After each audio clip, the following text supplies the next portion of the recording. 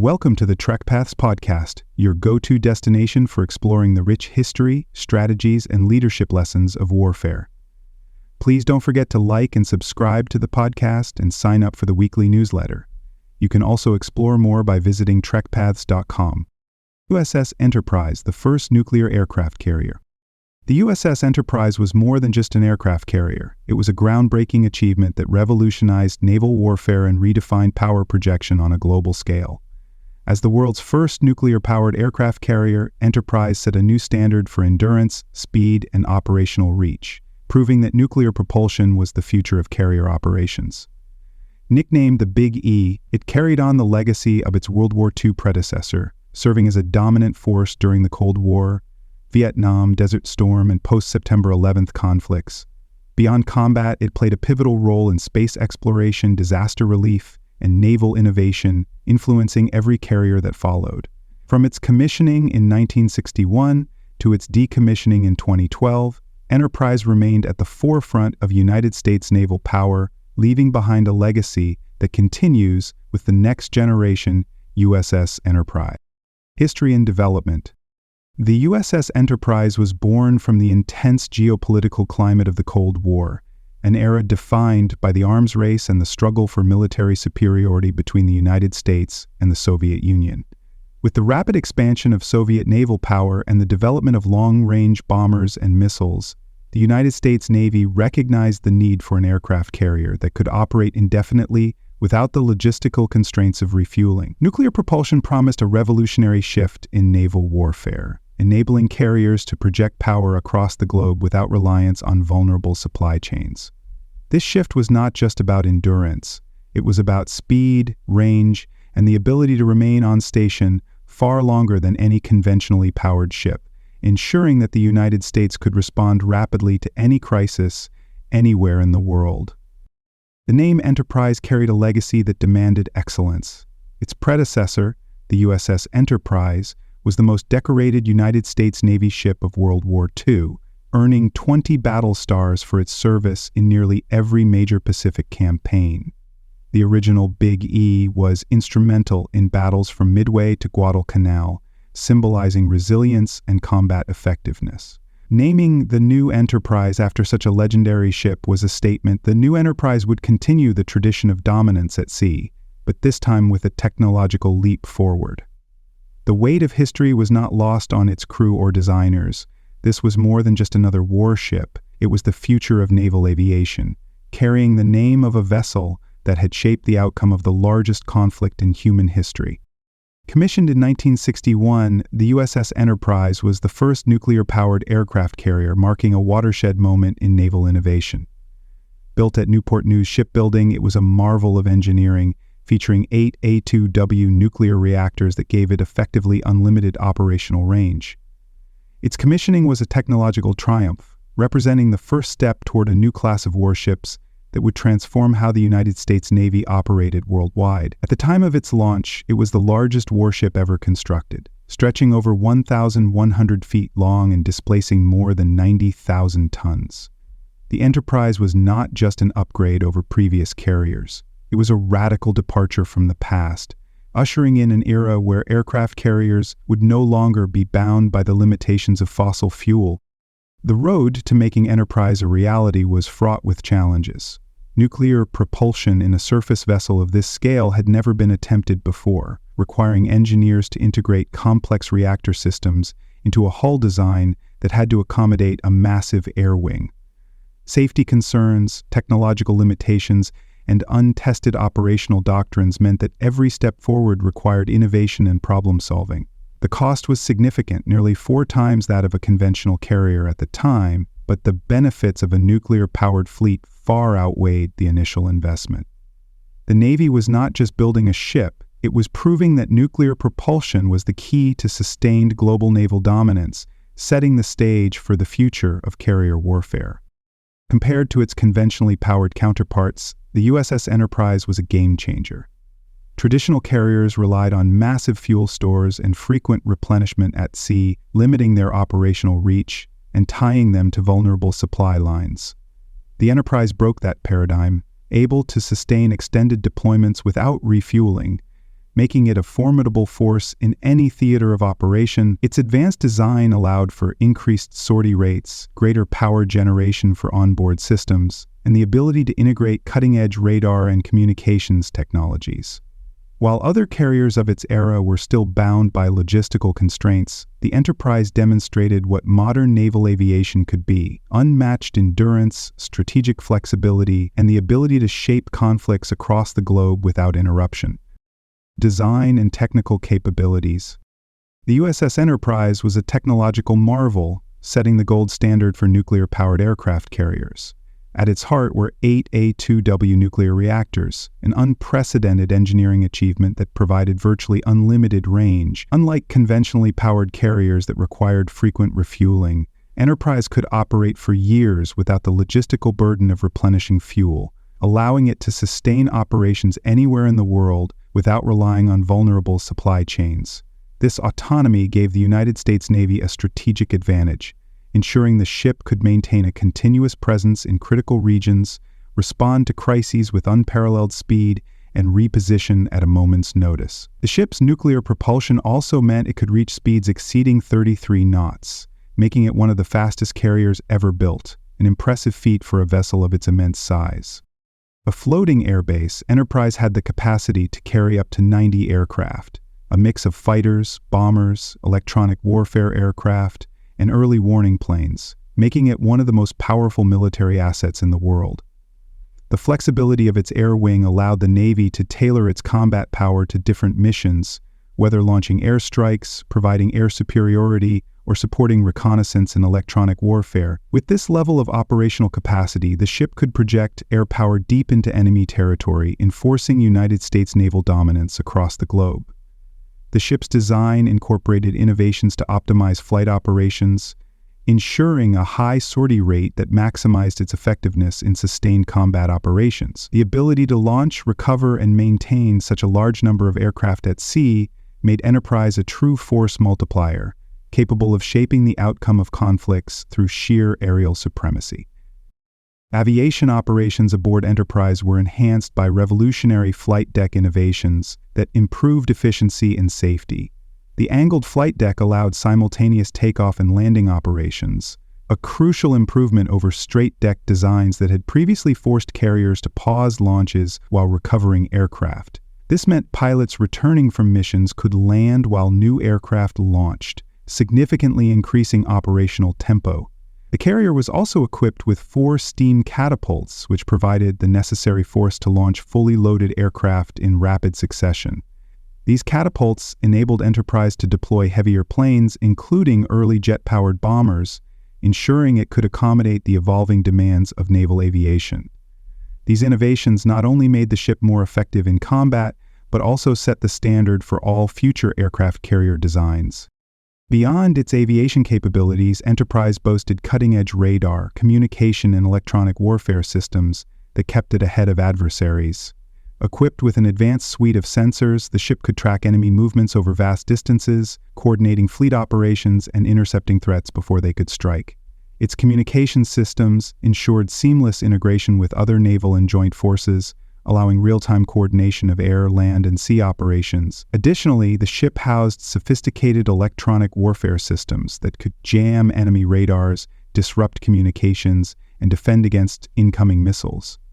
These technologies made Enterprise more than just a floating airfield. It was a hub of naval intelligence and a critical component of America's global defense network, capable of operating in contested environments with minimal reliance on outside support. When it was commissioned, Enterprise was the largest ship in the world, measuring over 1,100 feet in length and displacing more than 90,000 tons. This sheer size allowed it to accommodate a massive crew, aircraft, and operational facilities, while maintaining the speed and agility of a much smaller vessel.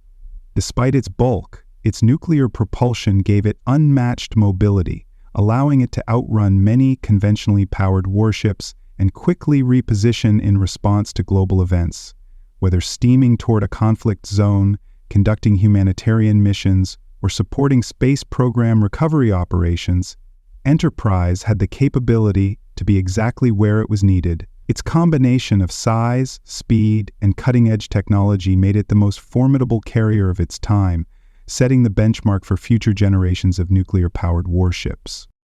Operational role and service history. From the moment the USS Enterprise entered service, it became a central figure in some of the most defining moments of modern military history. Its first major test came during the Cuban Missile Crisis in 1962, a confrontation that brought the world to the brink of nuclear war. As part of the United States naval blockade against Cuba, Enterprise played a critical role in enforcing the quarantine, using its air wing to track Soviet vessels and ensure compliance with United States demands. The carrier's presence alone was a powerful statement, demonstrating American naval superiority and the ability to project overwhelming force if necessary. Just a few years later, Enterprise would find itself in the thick of another major conflict, the Vietnam War. The ship launched its first combat missions in 1965, conducting airstrikes against North Vietnamese targets. Over the course of multiple deployments, its aircraft carried out thousands of sorties, attacking enemy supply lines, troop concentrations, and infrastructure, solidifying its reputation as a premier power projection platform.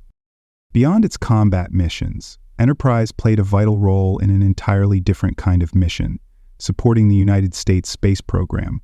As the United States pushed the boundaries of space exploration, the Navy was tasked with recovering astronauts upon their return to Earth, and Enterprise was an integral part of these operations. The ship participated in the recovery efforts for both the Mercury and Apollo programs, providing a safe landing zone for astronauts returning from orbit. One of its most notable recoveries was Apollo 11, the historic mission that put the first humans on the moon. As Neil Armstrong, Buzz Aldrin, and Michael Collins splashed down in the Pacific, Enterprise was on hand to ensure their safe retrieval. These missions underscored the carrier's versatility. Not only was it a weapon of war, but it was also a key asset in scientific advancement and global prestige. As the Cold War drew to a close and new threats emerged, Enterprise continued to prove its strategic value. During Operation Desert Storm in 1991, the ship was once again at the forefront, launching airstrikes against Iraqi forces as part of the coalition effort to liberate Kuwait. Its aircraft flew hundreds of sorties, targeting enemy command centers, airfields, and military infrastructure, helping to degrade Saddam Hussein's warfighting capability. The ability of Enterprise to sustain continuous air operations was a testament to its endurance and design, reinforcing the carrier's role as a force multiplier in modern conflicts. The Gulf War demonstrated that, even after decades of service, Enterprise remained a vital tool of American military power, capable of responding rapidly to crises and shaping the outcome of conflicts far from United States shores. Following the terrorist attacks of September 11, 2001, Enterprise was among the first carriers deployed in support of Operation Enduring Freedom in Afghanistan. Its aircraft launched relentless airstrikes against Taliban and al-Qaeda positions, providing critical air support to special operations forces and coalition troops on the ground. Later, during the Iraq War, Enterprise continued to play a key role in air operations, striking enemy targets and enforcing no-fly zones. These deployments showcased the adaptability of the ship and its crew as the nature of warfare evolved from large-scale state conflicts to counterterrorism and asymmetric warfare. Even after 40 years of service, the Enterprise remained a frontline asset, demonstrating the enduring importance of aircraft carriers in modern warfare. After more than 5 decades of service, the USS Enterprise was decommissioned in 2012, closing the chapter on one of the most storied careers in naval history. Over the course of its operational life, it had served in nearly every major United States conflict, logged over 1 million nautical miles, and launched countless aircraft in missions that shaped the modern world. Its retirement marked the end of an era, but its influence would live on, not just in the carriers that followed, but in the next generation, USS Enterprise, ensuring that the legacy of the Big E would continue well into the 21st century. Strategic impact and contributions. The USS Enterprise fundamentally redefined the concept of power projection with its revolutionary nuclear propulsion system, giving the United States Navy an unprecedented operational range. Unlike conventional carriers that were limited by fuel constraints and required frequent resupply, Enterprise could remain at sea for years without refueling, allowing it to maintain a persistent presence in critical regions. This capability transformed naval strategy, enabling the United States to exert influence anywhere in the world without the logistical challenges that had previously restricted fleet operations. The ability to sustain carrier strike groups indefinitely at sea provided a decisive advantage during the Cold War, as Enterprise could rapidly respond to global threats without being tied to foreign ports or vulnerable refueling operations. It was a shift in naval warfare that ensured American dominance on the high seas for decades to come. The carrier's innovations extended beyond propulsion, shaping the evolution of carrier-based air operations and fleet tactics. With its massive flight deck, advanced launch and recovery systems, and the ability to carry up to 90 aircraft, Enterprise redefined how naval air power was deployed. It set the stage for modern carrier battle group operations, where air superiority could be established and maintained far from friendly shores. The ship's use of high-speed catapult-assisted launches and the angled flight deck allowed for continuous flight operations, drastically improving sortie rates and combat effectiveness. These advancements meant that aircraft carriers were no longer just mobile airstrips, but dynamic, self-sustaining platforms capable of launching sustained air campaigns. The lessons learned aboard Enterprise influenced every carrier that followed, making it a blueprint for future naval aviation. Throughout its service, Enterprise stood as a symbol of American naval dominance, a floating fortress that represented United States military power during the Cold War and beyond. Its presence in global conflicts, from Vietnam to Desert Storm, demonstrated that United States carriers were more than just deterrents. They were active instruments of military strategy. The ship's ability to project air power across vast distances ensured that American interests could be defended anywhere, reinforcing the United States Navy's role as the dominant maritime force. Even as geopolitical threats shifted, Enterprise adapted to new challenges, from counterterrorism missions post-September 11 to maintaining freedom of navigation in contested waters. Its reputation alone was enough to deter adversaries, proving that aircraft carriers were not just warships, but strategic assets that shaped global security. Beyond its combat role, Enterprise played a crucial part in humanitarian and disaster relief operations, further proving the versatility of aircraft carriers. In times of crisis, its vast deck space, medical facilities, and airlift capabilities allowed it to deliver aid, evacuate civilians, and provide emergency medical care in disaster-stricken regions. Aircraft carriers like Enterprise were often among the first responders to natural disasters, bringing supplies and medical assistance to affected populations. Its ability to mobilize quickly and operate independently made it an invaluable asset in relief efforts, reinforcing the idea that naval power was not just about warfighting, but also about humanitarian assistance and global stability. The ship's contributions in these missions underscored the role of the United States Navy as a force for good, capable of responding to both conflict and crisis with equal efficiency. The influence of Enterprise extended far beyond its own service life, directly shaping the design and development of the Nimitz-class carriers that followed.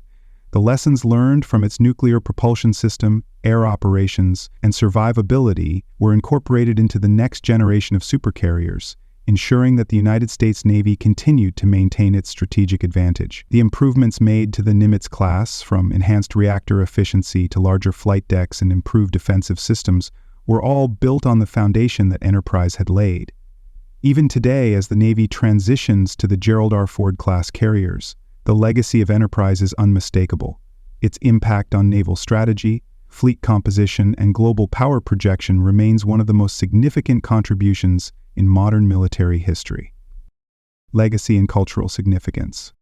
The USS Enterprise holds a special place in naval history, not just for its technological innovations and combat record, but for the enduring legacy it left behind. It was more than a warship. It was a symbol of American ingenuity, resilience, and naval superiority. Museums, books, and historical records continue to preserve its story, ensuring that future generations recognize its role in shaping modern naval warfare. Veterans who served aboard Enterprise speak of the ship with pride, recalling its many deployments and the camaraderie forged on its vast decks.